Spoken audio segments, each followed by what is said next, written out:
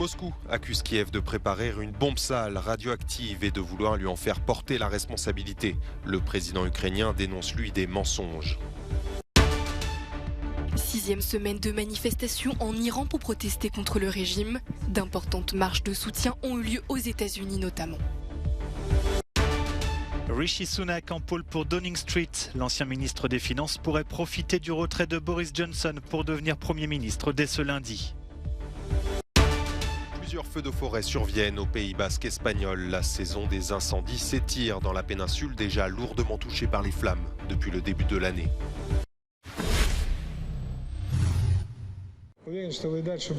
D'éventuelles provocations de la part de l'Ukraine avec recours à une bombe sale. Telle est l'accusation lancée par Moscou. Dimanche, Sergueï Shoïgou, ministre russe de la Défense, multiplie les entretiens téléphoniques bilatéraux avec Paris, Londres, Washington et Ankara. Des échanges avec des membres de l'OTAN d'une intensité inédite en un seul jour depuis le début de l'offensive russe en février dernier. Par la voix de son ministre, la Russie dit craindre que l'Ukraine utilise une bombe dont l'explosion ne serait pas nucléaire, mais qui disperserait des déchets radioactifs capables de contaminer durablement une zone importante et d'en faire ensuite porter la responsabilité à Moscou. Une accusation lancée sans avancée de preuves, rejetée par Washington. Kiev dénonce un tissu de mensonges. Si la Russie prétend que l'Ukraine prépare quelque chose, cela signifie ceci. La Russie l'a déjà préparé elle-même. Je crois que le monde doit à présent réagir avec autant de vigueur que possible. Sur le terrain, la Russie poursuit ses frappes sur les infrastructures énergétiques. À Kiev, l'opérateur électrique national a ainsi été contraint de couper le courant dans des quartiers entiers de la capitale. En Iran, les semaines passent, mais la colère ne faiblit pas. Depuis 1 mois et demi, le pays est secoué par d'importantes manifestations déclenchées par la mort de Mahsa Amini, quelques jours après son arrestation par la police des mœurs, au motif d'un voile mal porté. Selon Iran Human Rights, au moins 122 personnes, principalement des manifestants, mais aussi des membres des forces de sécurité, ont été tuées lors des protestations. Et la mobilisation ne semble pas connaître de frontières. Des milliers de personnes, dont beaucoup d'Iraniens et d'Iraniennes, ont défilé dans la capitale américaine Washington au cri de Women, Life, Freedom, Femme, Vie, Liberté. Mes frères et ma sœur restés en Iran, ils sont dans la rue, ils se battent pour leur vie. Je suis dans un pays libre et c'est mon devoir de parler.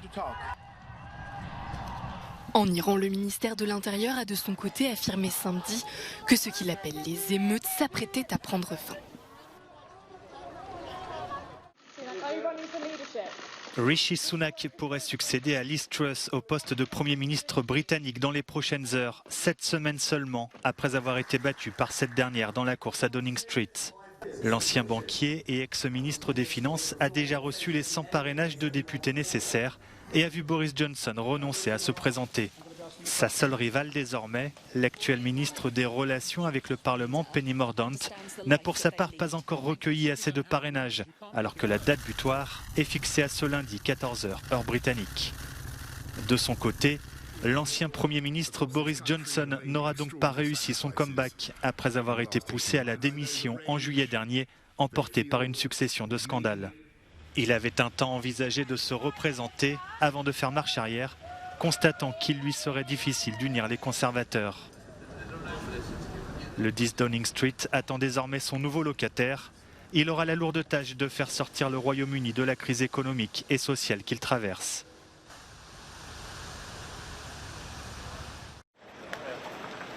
L'incertitude avait été maintenue jusqu'au bout. Mais dimanche, en visite officielle dans la péninsule, le président français Emmanuel Macron, qui doit être reçu par le pape François ce lundi, vient à la rencontre de Giorgia Meloni. Un premier tête-à-tête avec un chef d'État étranger pour la dirigeante italienne, organisé à l'abri des caméras, à Rome. Dans un tweet, le président français souligne la nécessité de poursuivre avec l'Italie tout le travail engagé en européen pour réussir ensemble. Quelques heures plus tôt, Giorgia Meloni devient officiellement présidente du Conseil, succédant à Mario Draghi, figure très appréciée sur la scène internationale.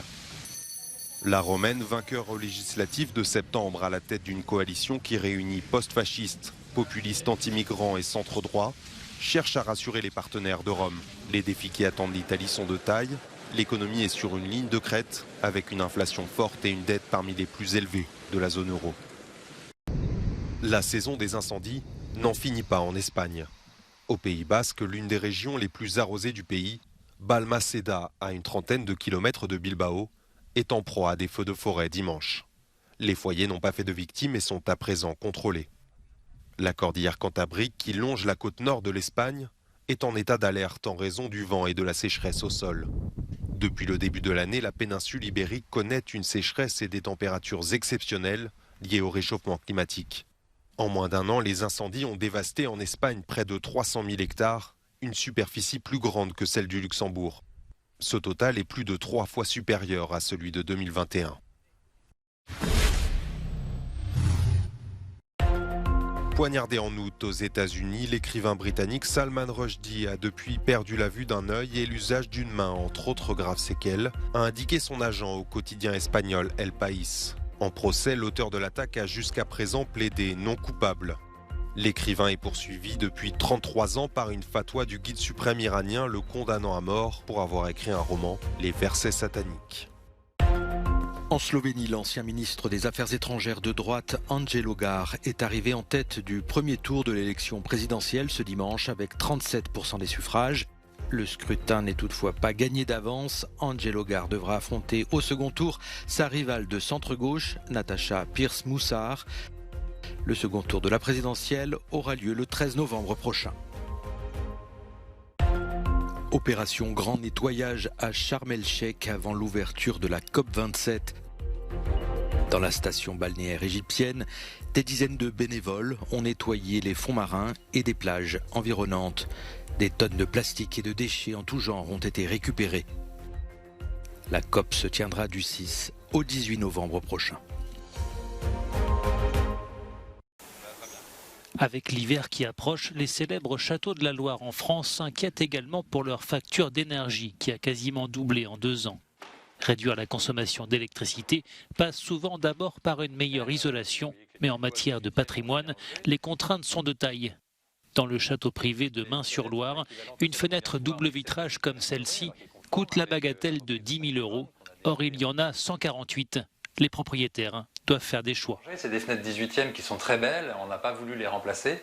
Donc là, l'idée, c'est de pouvoir mettre un survitrage qui va nous permettre de nous isoler de l'extérieur. Alors en fait, il faisait assez régulièrement avant de mettre des doubles fenêtres. C'est ce qu'on a fait ici avec des systèmes amovibles pour pouvoir les nettoyer plus facilement. Non loin de là, à Cheverny, le château profite de sa très forte fréquentation touristique pour absorber la hausse des factures d'énergie. Pour les responsables du site, pas question de dénaturer ce patrimoine du XVIIe siècle. L'isolation des fenêtres, des cloisons ou des toitures peut nuire à la conservation du monument. Vous emprisonnez de la chaleur, parce que c'est bien qu'il fasse chaud dans votre salon, et vous faites du bien aux champignons, et vous faites du bien aux champignons potentiels, et vous faites également du bien aux insectes potentiels qui vont vous bouffer votre bois, abîmer vos cloisons, etc. Donc je crois qu'il faut laisser ça circuler, et puis limiter, j'allais dire, les questions de chauffage, au strict minimum, justement pour ne pas contrarier ce cycle sain d'échange thermique à l'intérieur d'un monument. À Chambord, l'un des plus célèbres des châteaux de la Loire, on anticipe pour 2023 une facture d'énergie de 600 000 € contre 260 000 il y a 2 ans. Face à une telle flambée des prix, le château entend renforcer le recours au bois en utilisant sa forêt. L'installation de panneaux photovoltaïques sur des zones ciblées est également à l'étude. Exemple, les parkings, il faudra d'ici 2025 fournir des bandes de recharge pour les véhicules de 10 voire 20%, de 10 à 20% des places de parking. On se dit que des ombrières solaires de parking, ça a l'avantage de cacher les voitures, ce qui est toujours laid en fait dans un lieu de patrimoine. Ça les garde aussi plus fraîches en été et ça donne la possibilité de recharger. Chauffer de vastes monuments historiques à l'heure de la flambée des prix de l'énergie, un nouveau défi pour ces bâtiments centenaires qui n'envisagent pas encore le retour de l'éclairage à la bougie.